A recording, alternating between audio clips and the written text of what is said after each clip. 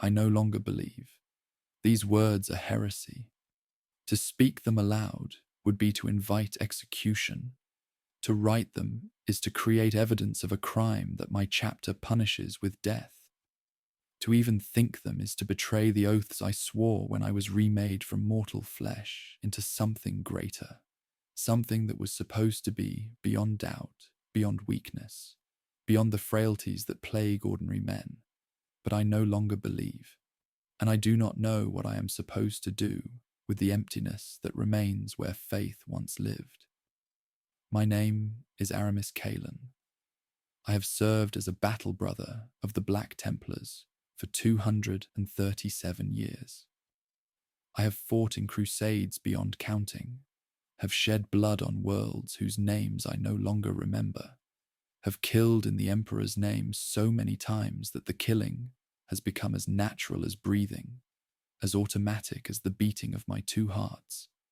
I have been a sword of righteousness, a vessel of holy wrath, a weapon consecrated to the eternal crusade that defines my chapter and gives meaning to every moment of our existence. I was faith made flesh. I was certainty given form. I was everything a Black Templar is supposed to be. Zealous beyond question, devoted beyond doubt, committed to the Emperor's glory, with an absoluteness that left no room for hesitation or uncertainty. And now I am hollow. Now I am a shell that wears the armor of conviction while carrying nothing within but questions that have no answers, doubts that will not be silenced. The terrible suspicion that everything I have believed, everything I have killed for, everything I have sacrificed, all of it has been built on foundations that cannot bear the weight of scrutiny. I do not know when it began. Faith does not die in a single moment. It erodes gradually, imperceptibly, like a cliff face worn away by waves that seem too gentle to cause damage, but that reshape coastlines across millennia. There was no thunderbolt of revelation, no sudden confrontation with a truth too terrible to deny. There was only the slow accumulation of doubts, the quiet gathering of questions, the gradual realization that the certainties I had built my existence upon were not as certain as I had believed. Perhaps it began on Kavari Zanine, when I watched a chaplain order the execution of 3,000 civilians because their prayers had deviated from the approved litanies by 17 words. They were faithful. They loved the emperor with a devotion that put many imperial citizens to shame. But their faith was expressed in the wrong form, with the wrong words, in the wrong sequence, and for this they died. Men, women, children, entire families burned in pyres that lit the night sky, while my brothers chanted hymns of purification, and I stood among them, my voice joining theirs, my soul already beginning to crack beneath the weight of what I was witnessing.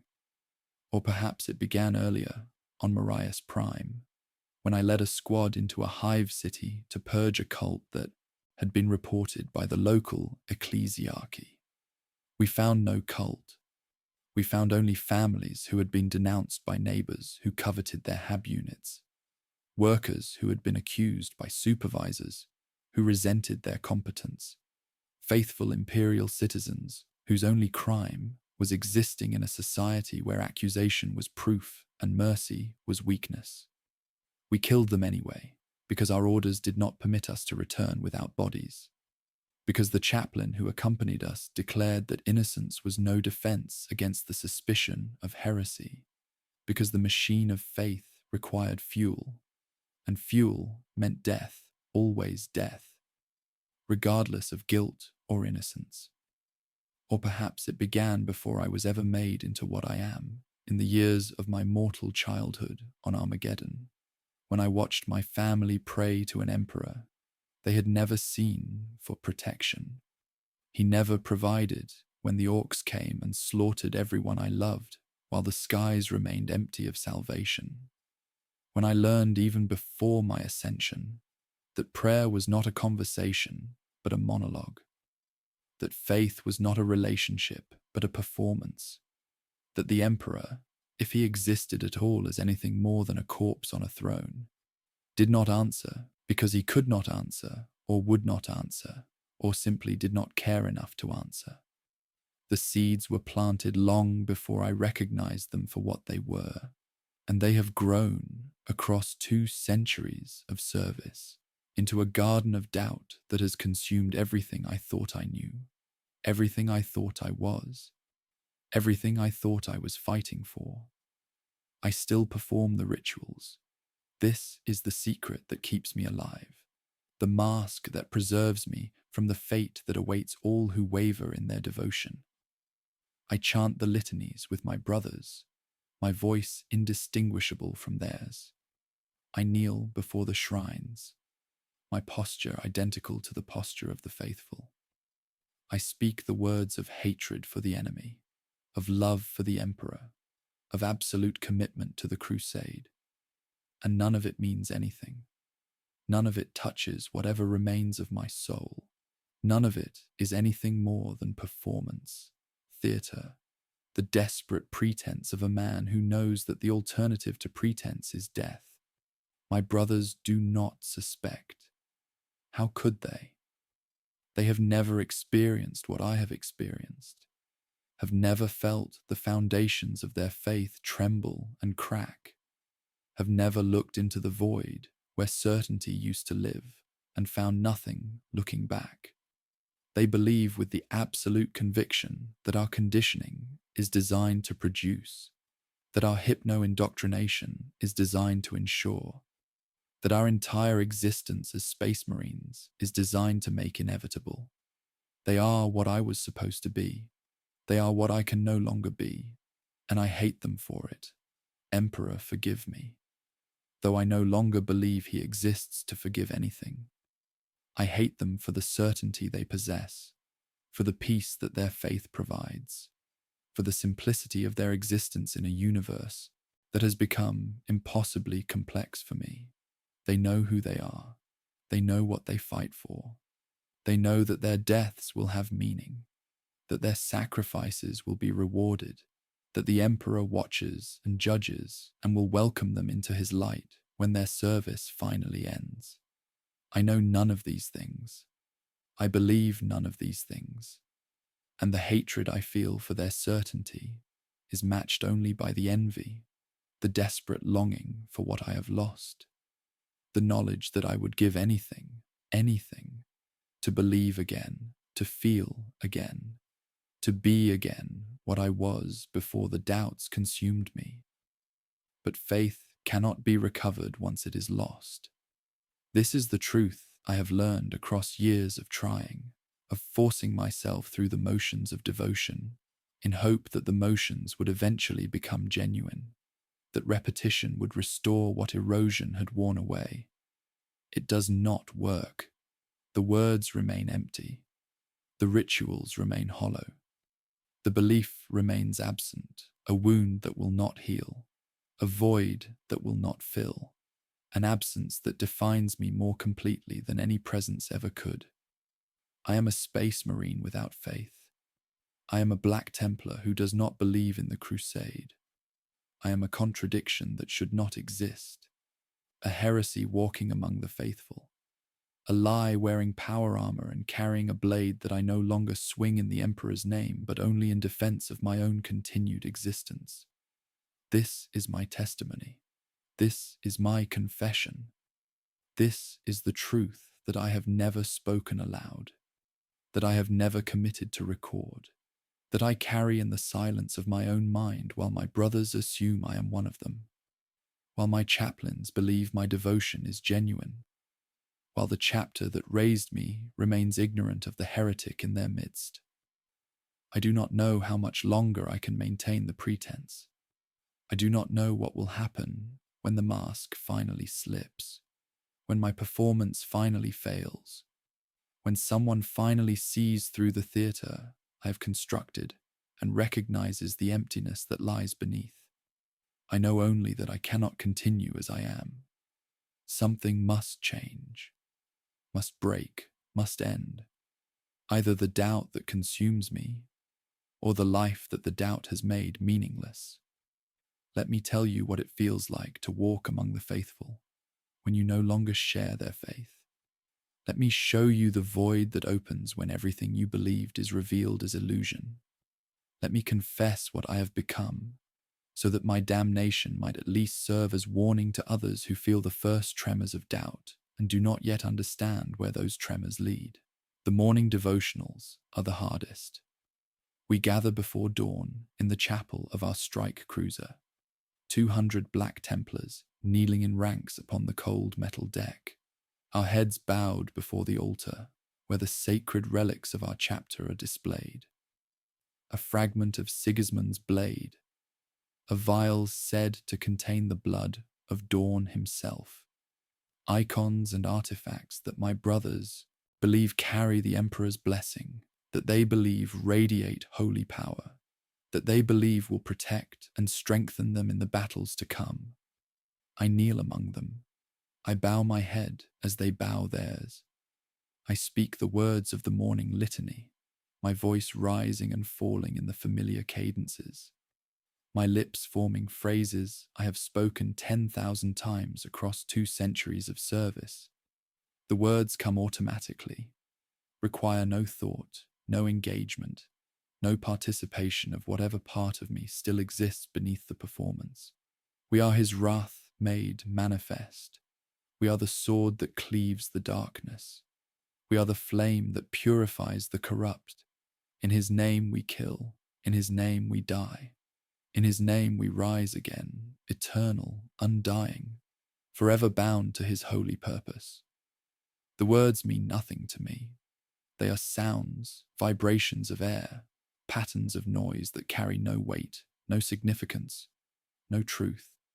But I speak them anyway, speak them with the same fervor that my brothers speak them, match my tone to theirs, my rhythm to theirs, my apparent devotion to theirs.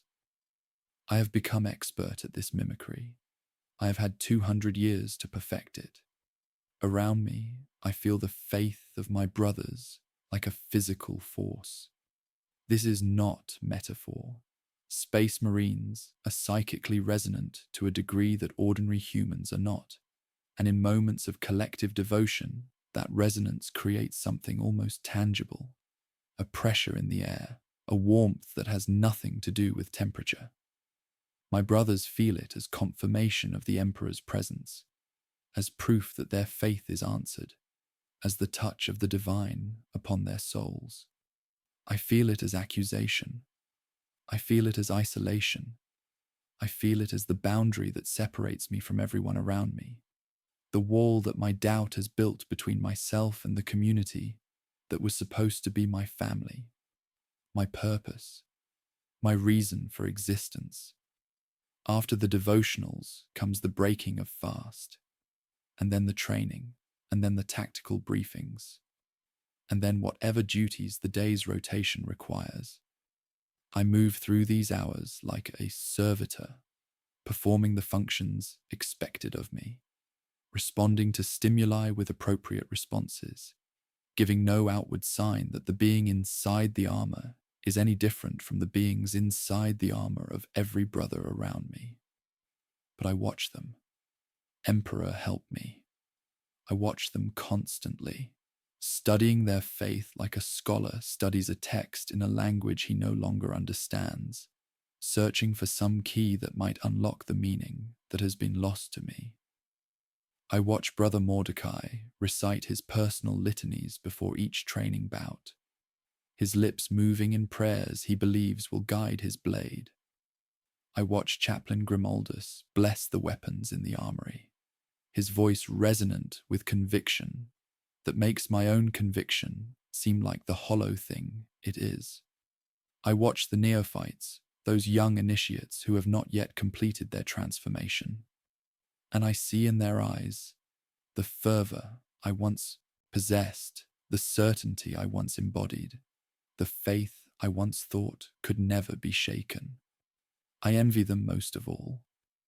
The neophytes have not yet been tested, have not yet seen the things I have seen, have not yet felt the accumulation of horrors that eventually breaks even the strongest belief. They still live in the world where the emperor answers prayers, where sacrifice is rewarded, where the righteous are protected and the wicked are punished.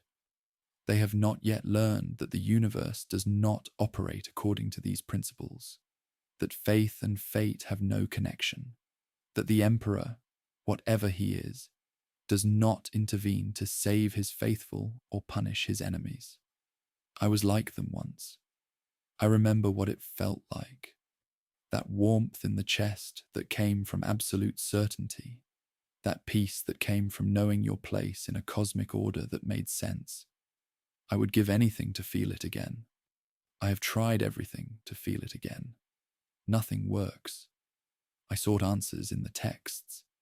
In the long hours between duties, I retreated to the archives of our vessel, reading the sacred writings of our chapter, the histories of the Black Templars, the sermons of chaplains long dead, the testimonies of brothers who had faced crises of faith and emerged with their belief strengthened.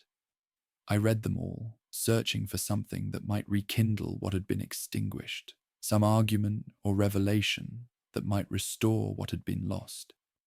I found only more questions. The texts contradicted each other.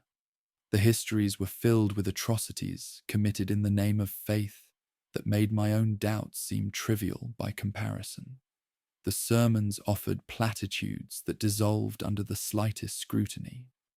And the testimonies, those accounts of brothers who had wavered and then recovered, they read like propaganda, like stories crafted to discourage doubt rather than to genuinely address it, like lies told by the faithful to prevent others from following the path I had already walked. I sought answers in prayer. I knelt in the chapel during the night hours, when my brothers slept and the ship was quiet, and I spoke to the emperor as I had once spoken to him with such ease, such intimacy, such certainty that my words were heard. I begged him to answer, to give me some sign that he existed, that he cared, that the faith I had lost had been faith in something real, rather than faith in a collective delusion that humanity had sustained for 10,000 years. The silence was absolute. The silence was endless. The silence was its own answer. Though I could not accept what it meant, could not acknowledge the implication that screamed from the emptiness where response should have been. I sought answers in confession. Once, in a moment of weakness that I still do not fully understand, I approached Chaplain Grimaldus in the aftermath of a battle, when the blood was still wet on my armor, and the faces of the dead still burned in my memory. I did not confess my doubt. I was not yet ready for the death that such confession would bring. But I asked him questions, oblique questions, questions about how a brother might reconcile the horrors he witnessed with the faith he was required to maintain. He looked at me with eyes that held no doubt, no uncertainty, no recognition of the struggle I was attempting to articulate. Faith is not reconciliation, he said, his voice carrying the absolute conviction that defines him, that makes him the spiritual heart of our crusade. Faith is surrender.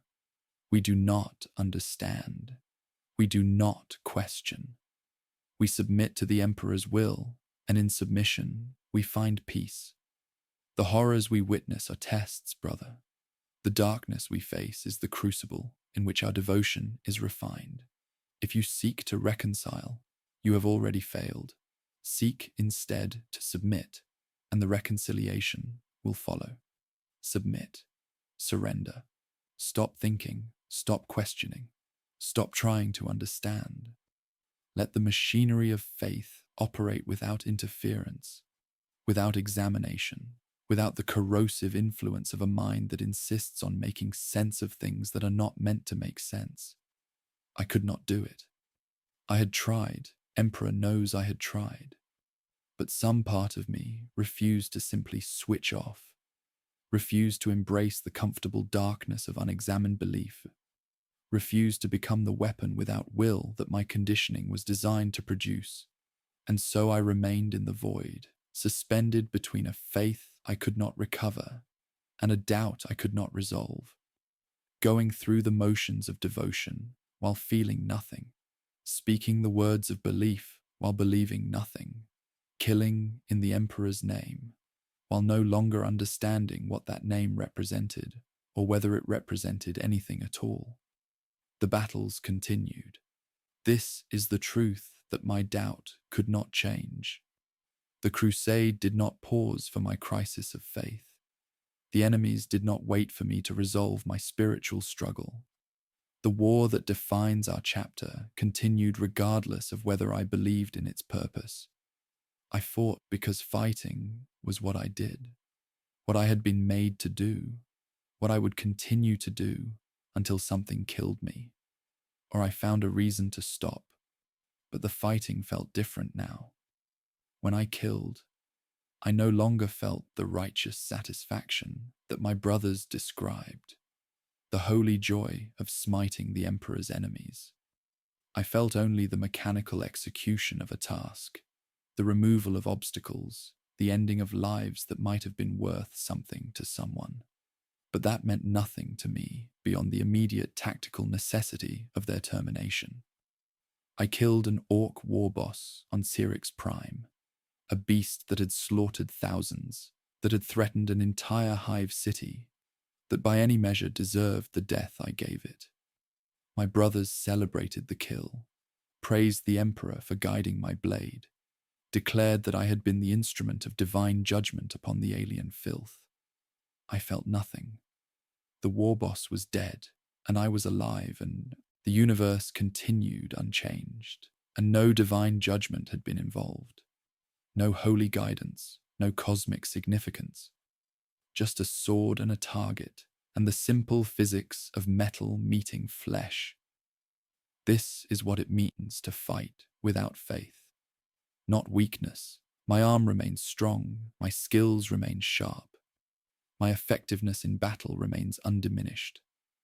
But emptiness. A hollowness at the center of every action. A meaninglessness that transforms combat from sacred duty into mere violence, that reduces crusade to carnage, that leaves nothing but the act itself, stripped of all the significance that faith is supposed to provide. My brothers kill for the Emperor. They believe their violence serves a purpose beyond the immediate, that their deaths and the deaths they cause are offerings to a power that values them, that remembers them, that will reward them. I kill because I do not know what else to do. I kill because killing is what I am, what I have been made into, what remains when everything else has been stripped away. And I have begun to wonder whether there is any difference, whether my brother's faith adds anything to their violence beyond the illusion of meaning, whether their certainty is anything more than a comfortable delusion that makes the killing easier to bear. Perhaps we are all just killers. Perhaps the faith is just a story we tell ourselves to pretend that killing is something more than what it is. Perhaps I am the only one honest enough to see it. Or perhaps I am simply broken, and the void I feel is not revelation, but damage. Not truth, but trauma. Not enlightenment, but the destruction of everything that once made me capable of purpose. I do not know anymore. I do not know anything anymore. And the not knowing is slowly driving me mad. The discovery almost came on Therion Secundus.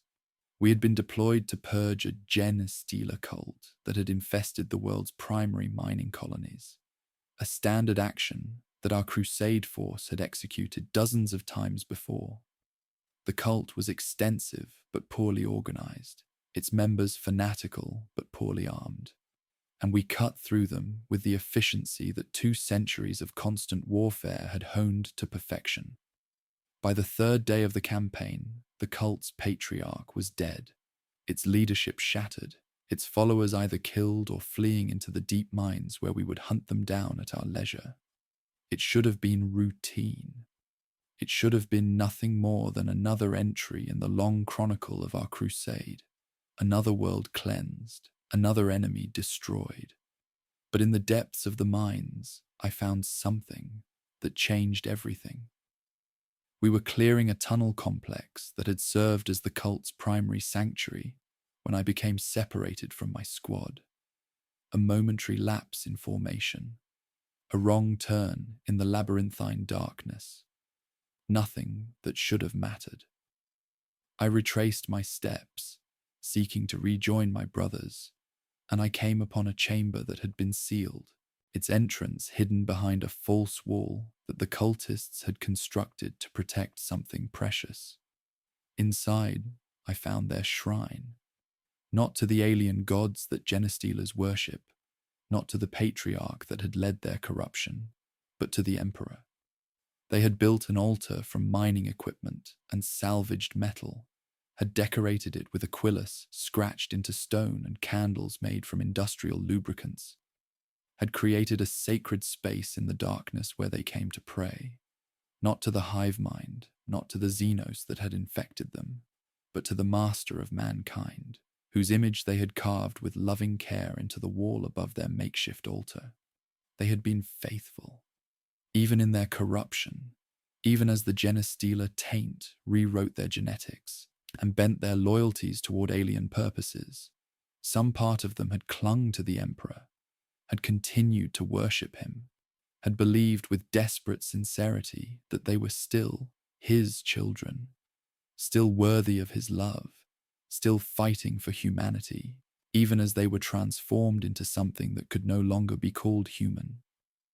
I stood in that chamber for a long time, staring at the crude shrine, at the evidence of faith that had persisted even through biological corruption that should have erased all loyalty to the Imperium. And I felt something break inside me, not the faith I had already lost, but something else, something I had not known I was still holding on to. Hope, perhaps. The faint, unacknowledged hope that my doubt was wrong, that the Emperor did exist, did care, did reward faith with protection and love with salvation. These cultists had proved that hope false. They had believed with an intensity that put my own former faith to shame, and their belief had earned them nothing, not protection from corruption, not salvation from the Xenos taint, not even the mercy of a clean death. They had died beneath our blades like all the others, their prayers unanswered, their devotion unrewarded, their faith as empty and meaningless as mine had become. If faith could not protect them, it could protect no one. If the Emperor did not answer the prayers of those who worshipped him, even through the corruption that was consuming them, he answered no prayers at all. If devotion meant nothing to the God who demanded it, then the God was not worthy of devotion, or he did not exist, or he existed but did not care. Or whatever the truth was, it was not the truth we were taught, not the truth we were required to believe, not the truth for which we killed and died and sacrificed everything that made us human. I destroyed the shrine. I tore it apart with my hands, smashed the altar, scraped the carved aquila from the wall until nothing remained but rubble and dust. I did it without thinking, without choosing, my body acting on impulses I could not control, expressing a rage I had not known I contained. And when it was done, when the evidence of their faith was nothing but debris, I stood in the darkness and I felt the last threads of something inside me finally snap. A brother found me there. Brother Corin, a warrior I had fought beside for decades, a man whose devotion was as unshakable as any Templar's. He looked at the destroyed shrine, at me standing in its ruins, at the evidence of violence that could not be explained by tactical necessity. "Brother Aramis," he said, his voice uncertain in a way I had never heard from him. "What happened here?" I turned to face him, and I saw in his eyes the first flicker of suspicion, the first recognition that something was wrong, that the brother he thought he knew was not entirely what he appeared to be. "They had built a shrine to Xenos gods," I said. The lie came easily. Lies come easily now, after so many years of practice. I purified it. He looked at the rubble. He looked at me, and I saw him decide to believe, saw him choose to accept the explanation, because the alternative was too terrible to contemplate. Saw him bury whatever doubt had flickered in his eyes beneath the comfortable certainty of brotherhood. The Emperor protects, he said, the ritual response that required no thought, that filled the silence where questions might have lived. The Emperor protects, I replied, and the words were ash in my mouth, and the lie was complete, and I had survived another moment of almost discovery through deception that was becoming easier with every repetition. But I knew, as we rejoined our squad and continued the purge, that I had come close, too close. The mask was slipping, the performance was faltering, and sooner or later someone would see through the theatre I had constructed and recognize the heretic beneath. The isolation deepened after Therion Secundus. I had always been apart from my brothers, separated by the void where my faith should have been. But now that separation felt more acute, more dangerous, more likely to become visible to those who watched for signs of weakness and corruption, I began to avoid contact where avoidance was possible, to volunteer for duties that kept me away from the scrutiny of chaplains and the fellowship of brothers, to construct walls of solitude that protected me from discovery, while simultaneously cutting me off from the only community I had ever known. I became a ghost within my own chapter, present at devotionals but silent during fellowship, effective in battle but absent from celebration, performing every required duty while withdrawing from everything that was not required, building a life of minimum engagement that revealed nothing because there was nothing left to reveal, because I had become so hollow that even scrutiny would find only emptiness. My brothers noticed. They could not help but notice. We live in close quarters, fight side by side, depend upon each other for survival in ways that make distance difficult to maintain. They attributed my withdrawal to temperament, to the natural variation that exists even among the hypno-conditioned faithful. Some brothers are gregarious, others are reserved. Some seek fellowship, others prefer solitude. I was simply becoming more like the latter, they told themselves, growing into a quieter expression of the same devotion we all shared. They were wrong, but their wrongness protected me. Their assumption that I was still one of them, still faithful, still committed to the crusade that defined our existence. This assumption was the armor that kept me alive, the shield that deflected suspicion, the lie that everyone around me told themselves so that they would not have to confront the truth. And then came Vortigern's world, and everything I had built began to collapse. Vortigern's world was a shrine planet, a world dedicated entirely to the worship of the Emperor, its surface covered with cathedrals and monasteries and pilgrimage sites that drew the faithful from across the sector. We had been deployed to defend it against a word-bearer's incursion.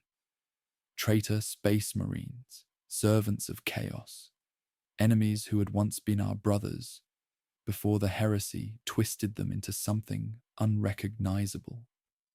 I had fought traitor marines before.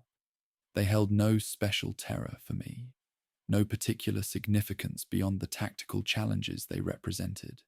But on Vortigern's world, in the ruins of a cathedral dedicated to the Emperor's glory, I encountered something that I was not prepared for. His name had been Kairath before the heresy. He had been a chaplain of the word-bearers, a priest of the Lectitio Divinitatus, one of the first to preach the Emperor's divinity when such preaching was still forbidden. Now he was a dark apostle, a preacher of chaos, a monster whose faith had simply changed its object while losing none of its intensity. We duelled in the nave of the cathedral, beneath windows that depicted saints whose names I did not know, surrounded by the bodies of pilgrims who had died praying for salvation that never came. He was ancient, powerful, skilled in ways that 10,000 years of practice had refined to perfection. I was younger, faster, desperate with the fury of a man who fights without hope. But as we fought, he spoke. Word-bearers always speak.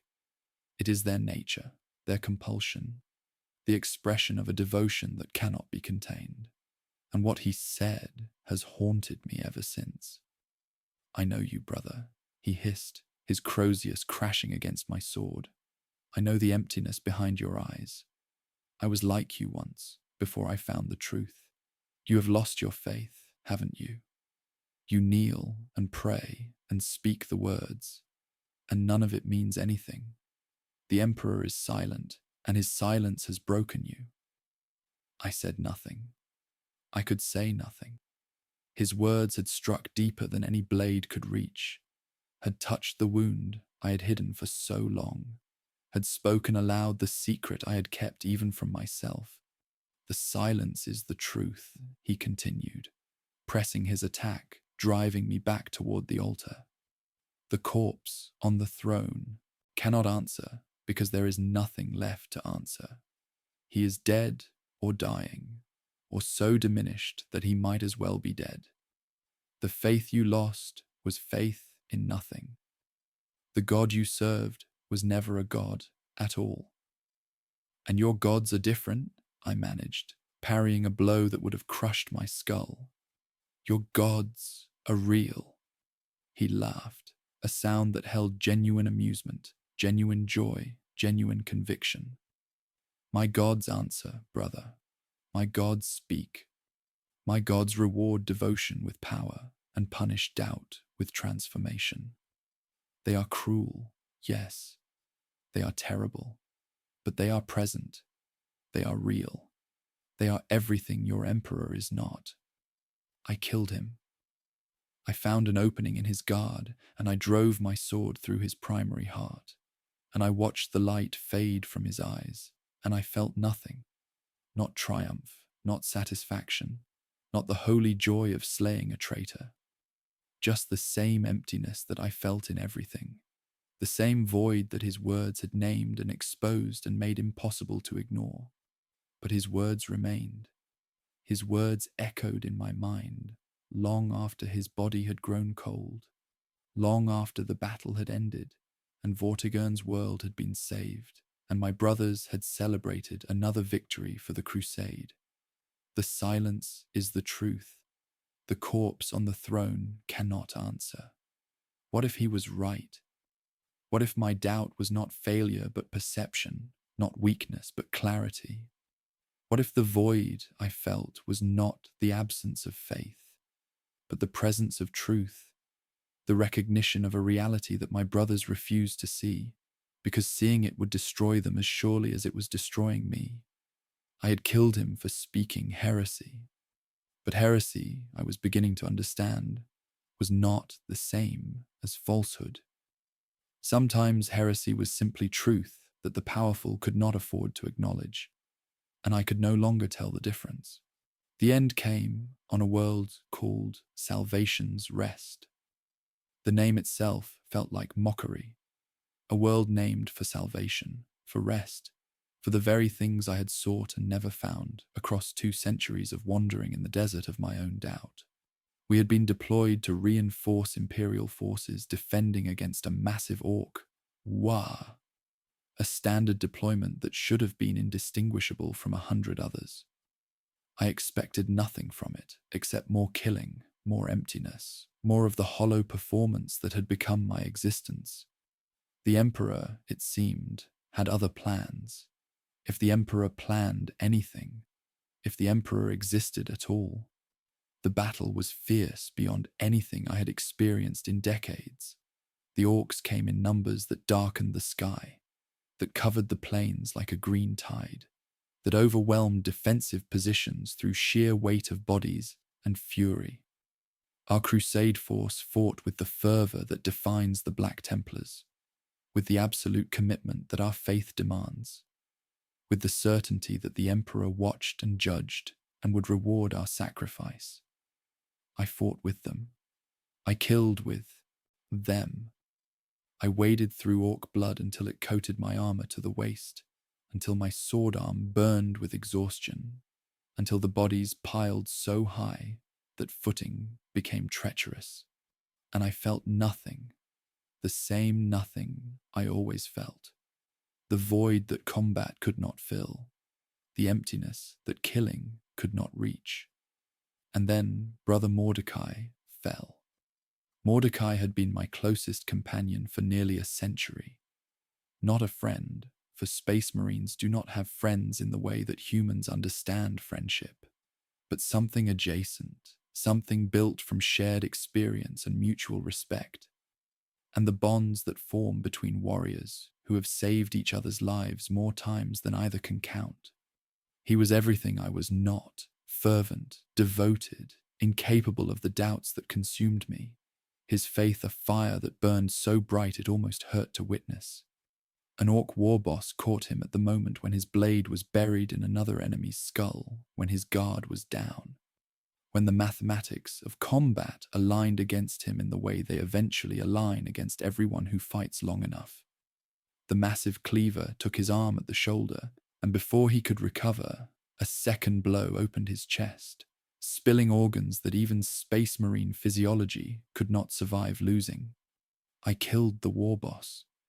I killed everything around him, a fury that felt like something other than emptiness for the first time in years, a rage that burned through the hollow spaces where faith should have been.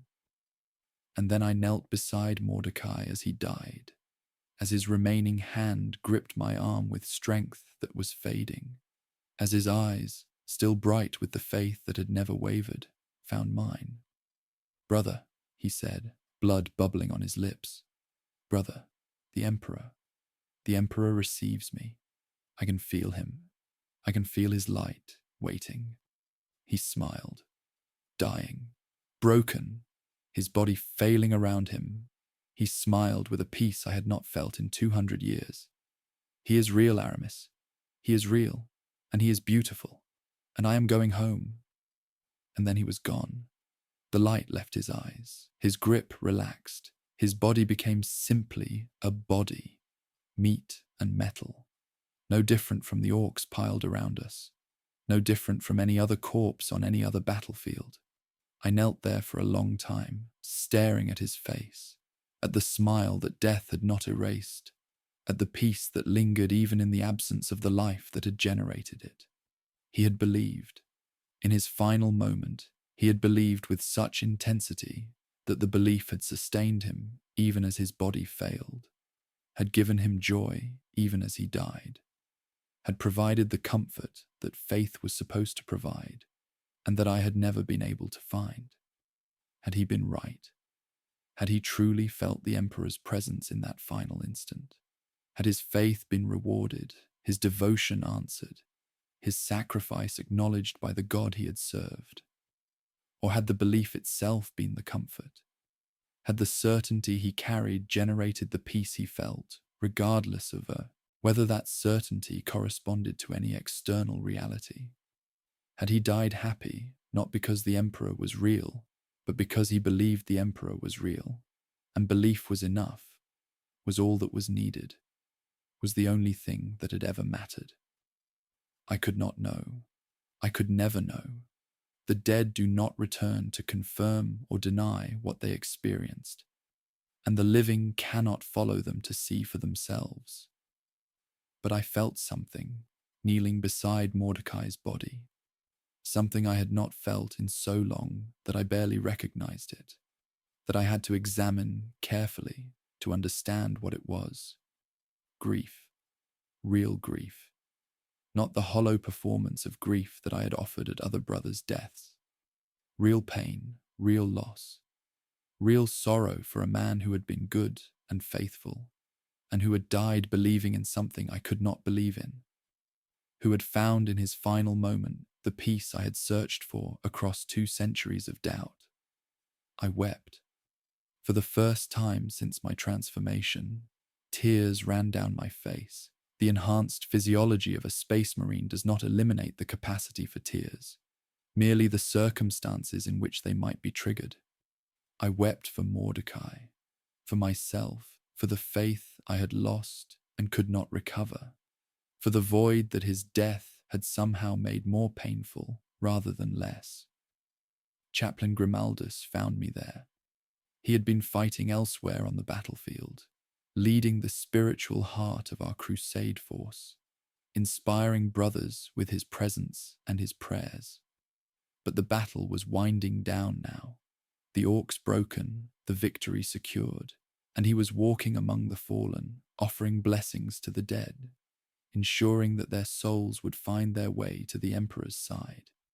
He stopped when he saw me, stopped and studied me with eyes that had assessed the spiritual state of thousands of brothers across centuries of service, that had learned to read the subtle signs of weakness and doubt that most could not perceive. "Brother Aramis," he said, his voice carrying no emotion, no judgment, only the clinical assessment of a physician examining a patient. "You are weeping." I could not deny it. The evidence was on my face, in my posture, in everything about me that I had failed to control in the moment of grief that had overwhelmed my defenses. "Brother Mordecai was dear to me," I said, "and it was not a lie, but it was not the truth either, not the whole truth, not the truth that Grimaldus was seeking." He knelt beside me, beside Mordecai's body, and he looked at my face with an intensity that seemed to penetrate every wall I had built, every mask I had constructed, every lie I had told across 2 centuries of concealment. "How long?" he asked. The question was simple. The question was devastating. The question told me that he already knew, had perhaps always known, had been watching and waiting for the moment when my performance would finally fail. "How long has your faith been dead, Brother Aramis?" I could have denied it. I could have summoned one more lie, one more performance, one more desperate pretense that might have preserved me for another day, another year, another century of hollow existence. The words were there, waiting to be spoken, the same words I had spoken so many times before. I did not speak them. "Since Cavaris Nime," I said, and the truth was like vomiting poison, painful and cleansing and impossible to stop once it had begun. Since I watched faithful people die for the wrong words in their prayers.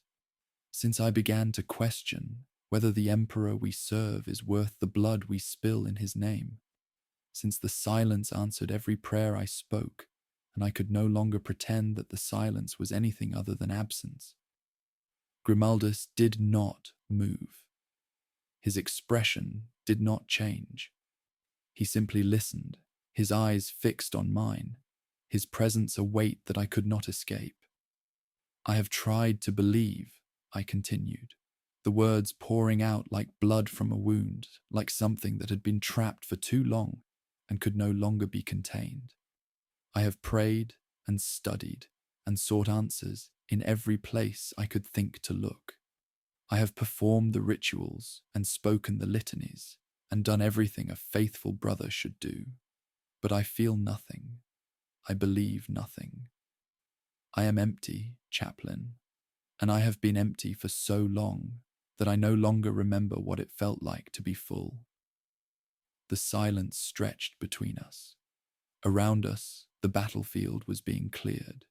Bodies processed, the machinery of war continuing its eternal function.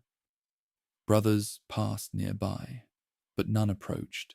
Grimaldus's presence marked this as sacred space, as a conversation that could not be interrupted, as something that would be resolved only between the two of us. "Do you know what I should do now?" he finally said, and his voice was quiet, almost gentle, so different from the thundering conviction that usually defined him. "I should execute you, The law is clear, the precedent is ancient, the punishment for apostasy is death.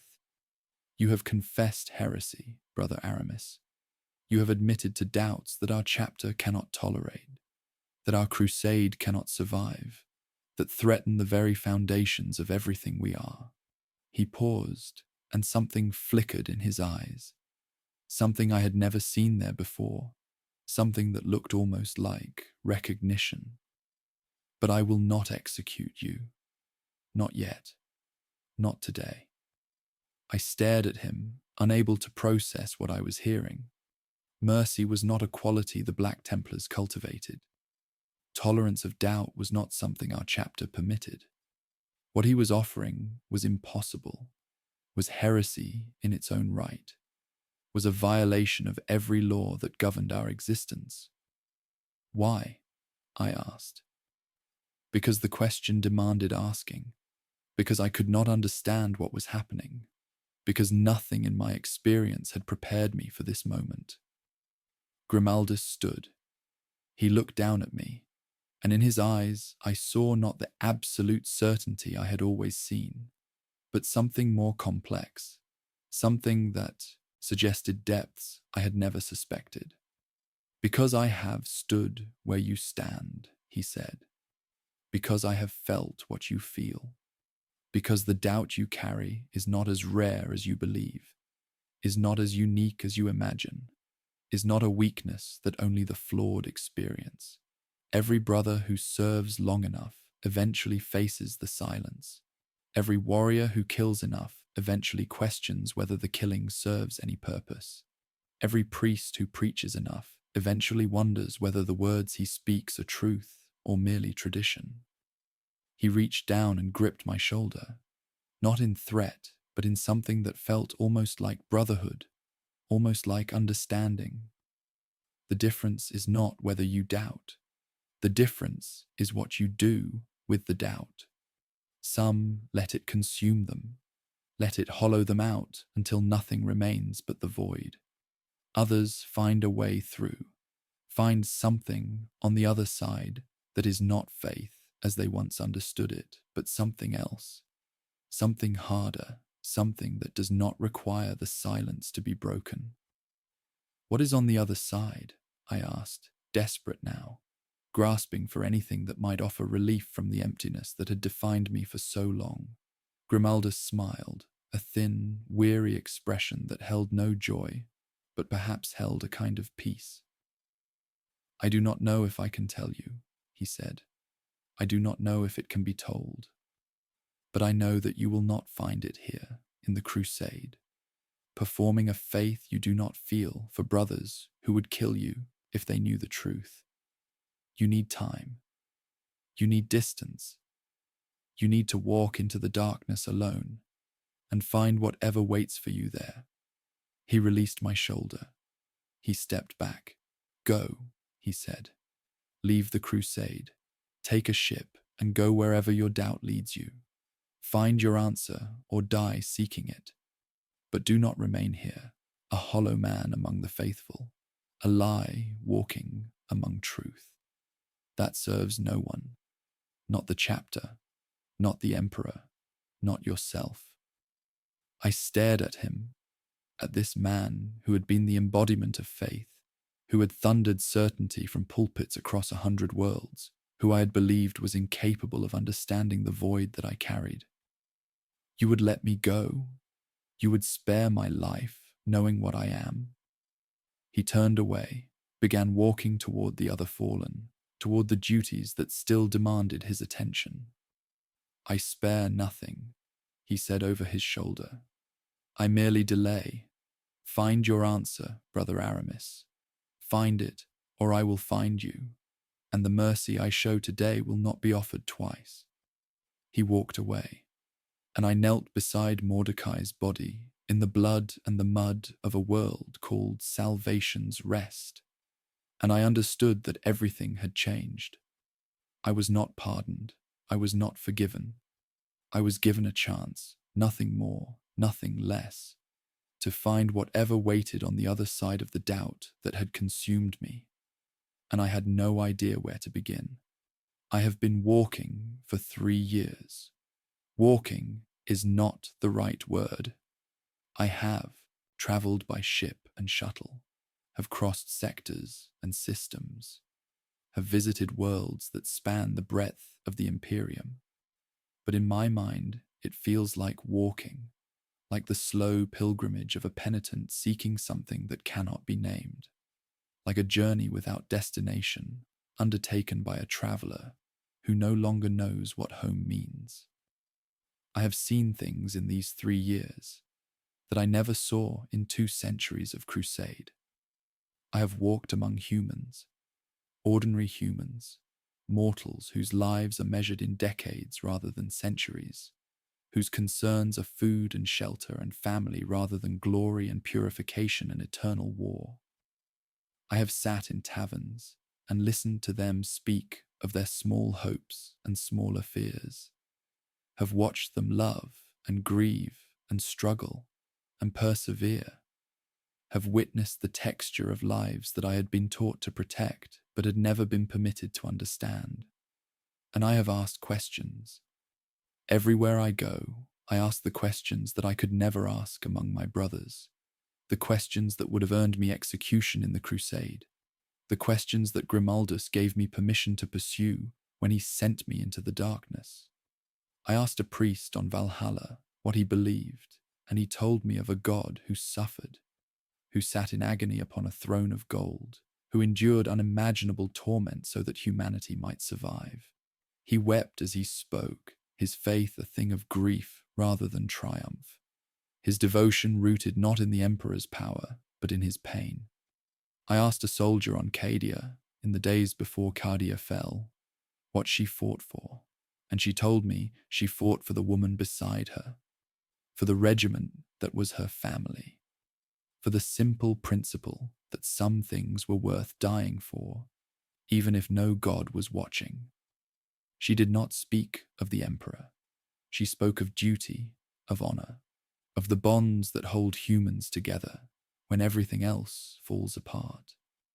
I asked an inquisitor on a nameless station in the halo stars what he knew of truth, and he laughed, a bitter, tired sound, and told me that truth was a luxury the Imperium could not afford, that what mattered was not what was real, but what worked, not what was true, but what kept humanity alive for one more generation, one more century, one more millennium in a galaxy that wanted nothing more than to see us extinct. I asked a dying man on a plague world what he believed in his final moments, and he said nothing of gods or emperors or cosmic purposes. He said only that he wished he had held his daughter more often, that he regretted the harsh words he had spoken to his wife, that if he could live his life again, he would spend less time working and more time loving. His faith was not in anything external. His faith was in the small moments that make existence bearable, the connections that give meaning to lives that the universe does not care about. Each answer was different. Each answer was incomplete.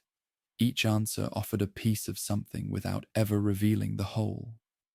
And, slowly, across 3 years of wandering, I began to understand what Grimaldus had meant when he spoke of something on the other side of doubt. Faith, as I had understood it, was certainty. It was the absolute conviction that the emperor existed, that he cared, that he would reward devotion and punish apostasy, that the universe operated according to principles of divine justice that gave meaning to suffering and purpose to sacrifice. When that certainty collapsed, I believed that faith itself had died, that nothing remained but the void, that I had been hollowed out and could never be filled again. I was wrong. Not about the certainty. That is gone and will not return. The questions I asked have been answered only with more questions, and I have accepted that certainty is not something I will ever possess again. But I was wrong about what remains when certainty dies. What remains is choice. I cannot know if the emperor exists. I cannot know if he hears prayers or rewards faith, or cares in any way about the trillions who worship him. I cannot know if Mordecai truly felt divine presence in his final moment, or simply experienced the comfort of his own belief. I cannot know if the crusade I served for 2 centuries was holy purpose or holy pretense, if the killing I did was sacred duty or sanctified murder. If anything, I believed was anything more than the elaborate construction of minds desperate to find meaning in a universe that offers none. But I can choose. This is what remains when faith dies. Not the comfort of certainty, but the freedom of decision. I can choose what to believe, what to value, what to fight for.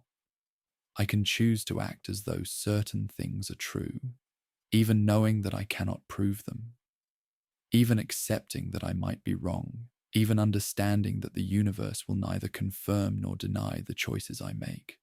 This is not faith as I once understood it. This is something harder, something colder, something that offers no comfort and demands everything. But it is something, and something, I have learned, is infinitely more than nothing.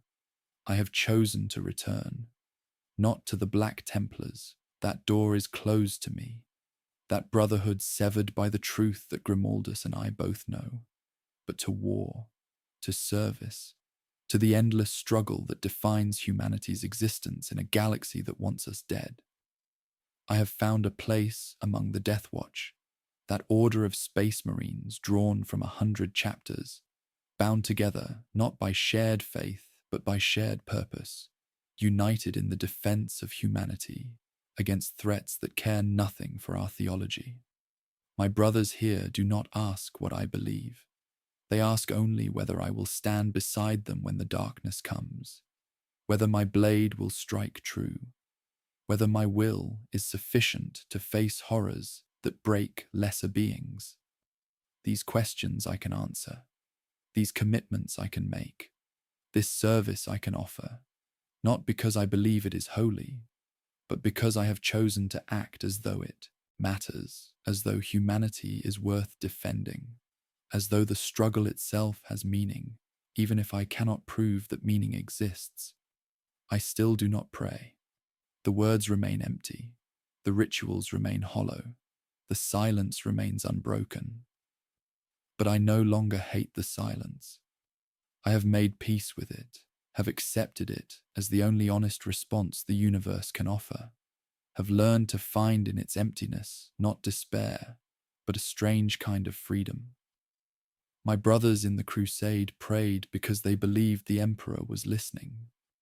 I fight because I have decided that fighting matters, regardless of whether anyone is watching, regardless of whether any cosmic ledger records our sacrifices, regardless of whether the universe itself cares whether we live or die. Perhaps this is its own kind of faith. Not faith in gods or emperors or divine plans, but faith in choice itself, in the capacity of beings like us to create meaning where none exists, to act as though our actions matter, even in the face of evidence that they do not, to stand against the darkness not because victory is assured, but because standing is what we have chosen to do. Mordecai would not understand. Grimaldus might. The emperor, if he exists, if he thinks, if he is anything more than a corpse sustained by sacrifice, I do not know what he would think of what I have become. But I am no longer empty. The void remains. I do not think it will ever fully close. But I have learned to live with it, have learned to build around it, have learned to find purpose not despite the absence of faith, but through it. The doubt that once consumed me has become the foundation of something new, something harder, something that does not require the silence to be broken in order to persist. I am still a weapon. I still kill in service to humanity's survival. I still wear the armor and carry the blade and perform the function for which I was created. But I am no longer hollow. I am no longer a lie walking among truth. I am something else now, something that my former brothers would not recognize, something that the crusade would condemn, something that exists in the space between faith and despair, where neither certainty nor nihilism can survive. I have lost my faith. This remains true, will always remain true, cannot be undone by any revelation or experience. But I have found something else. Something that does not require gods or emperors or cosmic purposes. Something that exists only because I have chosen for it to exist. That matters only because I have decided that it matters. That sustains me only because I have willed it to sustain me. It is not enough. It will never be enough. The void remains, and some days it threatens to swallow everything I have built around it. But it is what I have. It is what I am. And I have chosen to continue. Not because I believe in anything. Not because I have found answers to the questions that broke me. Not because the emperor has finally spoken, or the silence has finally ended, or the faith I lost has miraculously returned. I continue because I have chosen to continue. Because the act of choosing is the only meaning available to beings like us. Because in a universe that offers no certainty, no purpose, no confirmation that our existence matters, the choice to persist anyway is the only answer that makes any sense. This is my testimony. This is what remains when faith dies. Not nothing, not emptiness, not the void I feared, just choice, just will, just the stubborn decision to act as though meaning exists, even knowing that I cannot prove it does. The emperor may not exist. The crusade may be illusion. The faith I lost may have been faith in nothing at all. But I exist. My choices exist.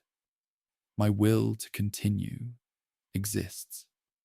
And that, I have finally understood, is enough. It has to be enough. Because it is all any of us have ever had.